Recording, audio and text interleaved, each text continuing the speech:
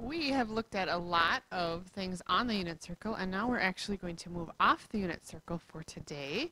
Still working with circles and triangles, but we're going to change the radius of our circles today.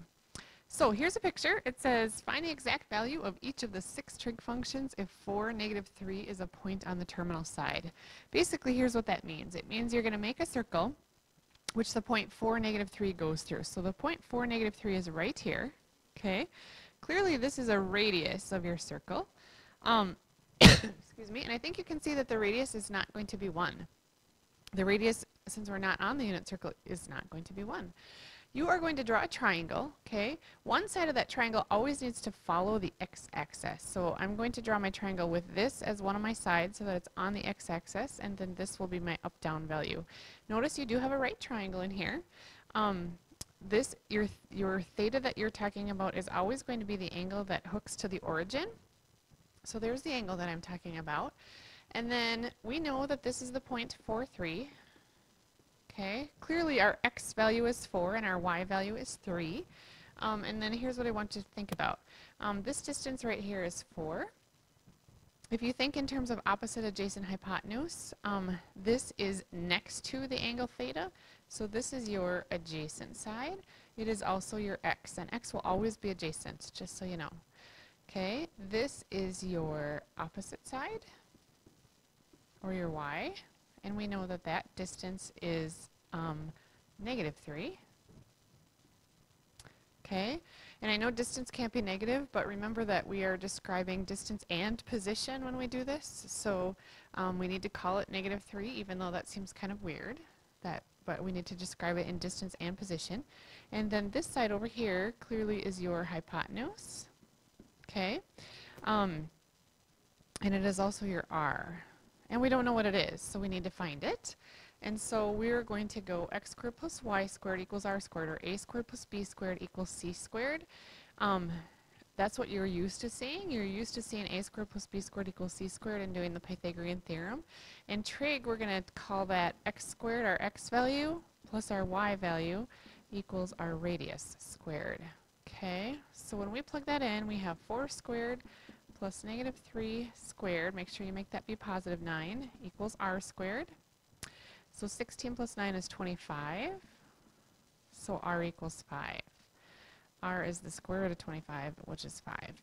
And by the way, your radius will always be positive. Your radius will never ever be negative. Your radius doesn't describe a position, and so your radius has to be positive every single time, and so this side is 5. And then once you have that, once you know your opposite and your adjacent and your hypotenuse, you can easily find all of the trig functions. And I'm not going to go through all of them, but I will get you started on some of them. I know that sine is opposite over hypotenuse. It's also y over r, but it's opposite over hypotenuse. Your opposite value over here is -3, and your hypotenuse is 5. So that's how that goes, okay?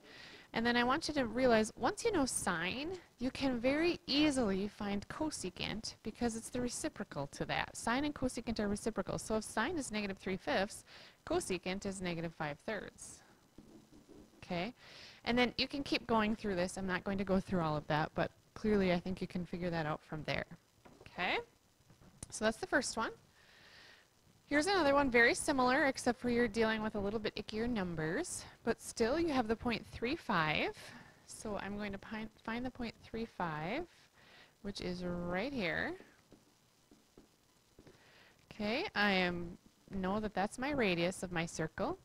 I know that I have to follow the x-axis to make my triangle, so I'm going to follow the x-axis, and here is my triangle. Okay, my theta will be the one that hooks to the origin. And again, this is my opposite, or my y value, which I know is +5 in this case. This is my adjacent, or my x value, which I know is 3 in this case. And then I don't know my hypotenuse, or my r. And so I'm going to find that. I know that it's not 1, but I need to find what it is. Okay, so again, I'm going to go with 3 squared plus 5 squared equals my radius squared. So 9 plus 25 is 34. And so your radius will be the square root of 34. And the square root of 34 I can't break down.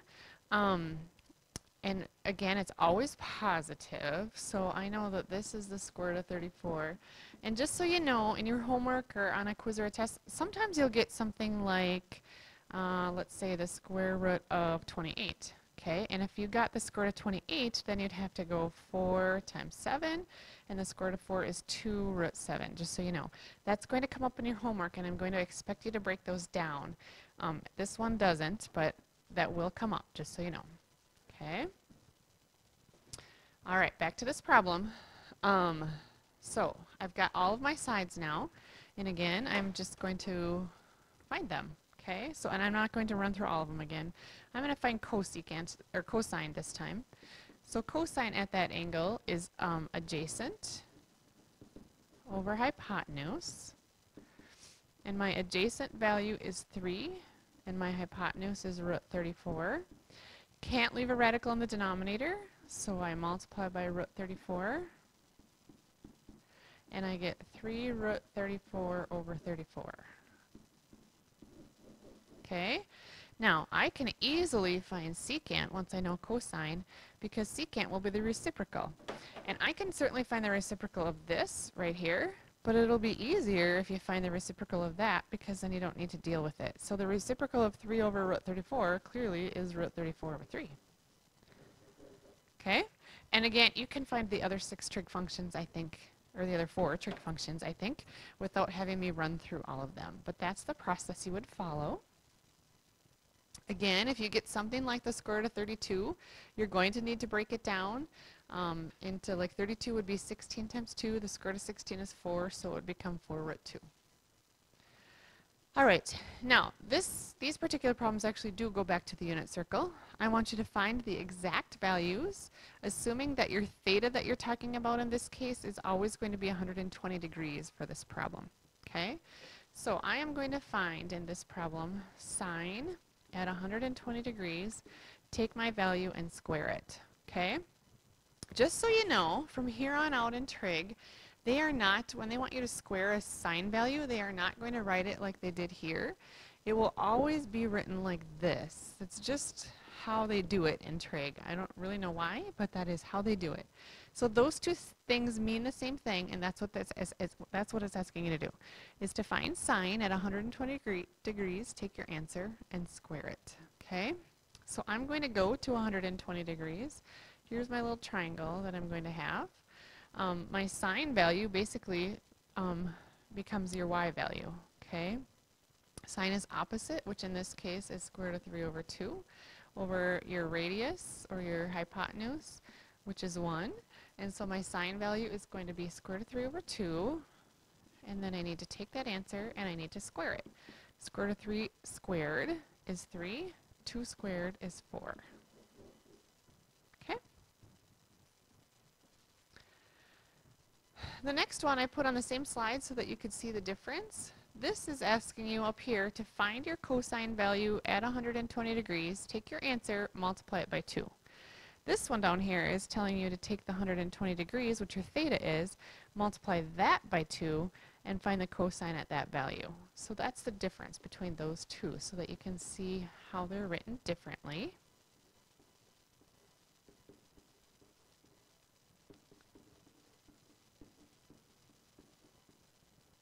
Okay, so the first one, I'm going to go to 120 degrees. And again, if you think in terms of triangles, it will look like that. Your cosine is your adjacent, which is negative 1/2 in this case, over your radius, which is 1.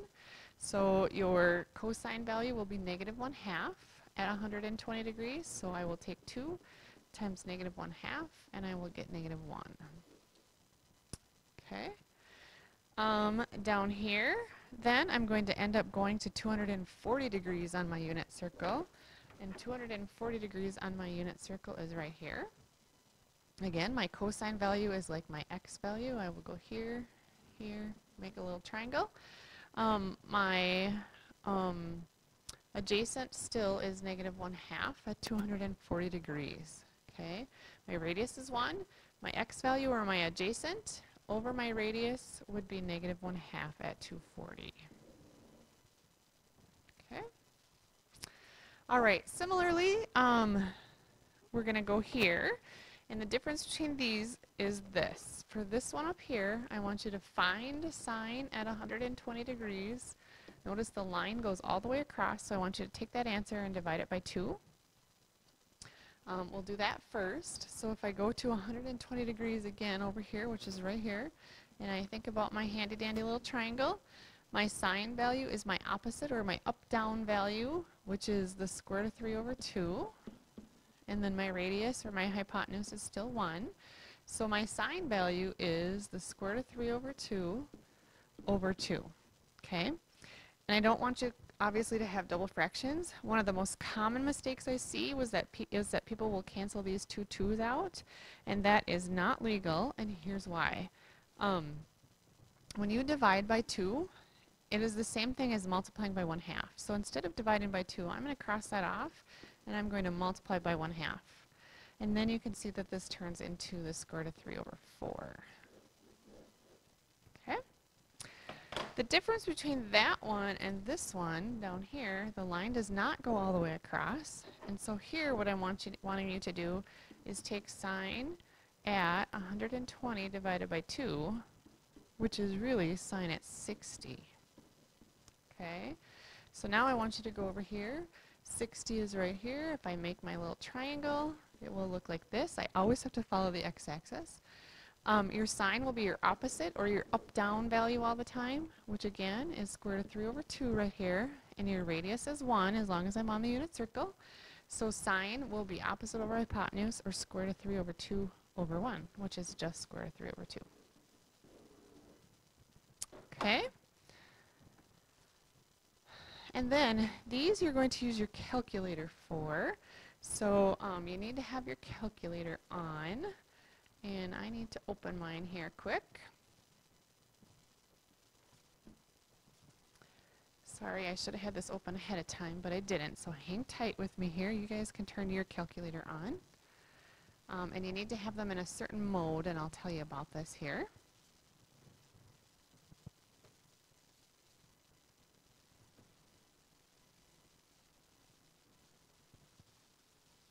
Okay, so the first problem that you're needing to do on your sheet is to find cosine at negative 248 degrees. Notice that I gave you an angle in degrees. When I give you an angle in degrees, you need to have your calculator in degree mode. So what you're going to do is you're going to press this mode button right here.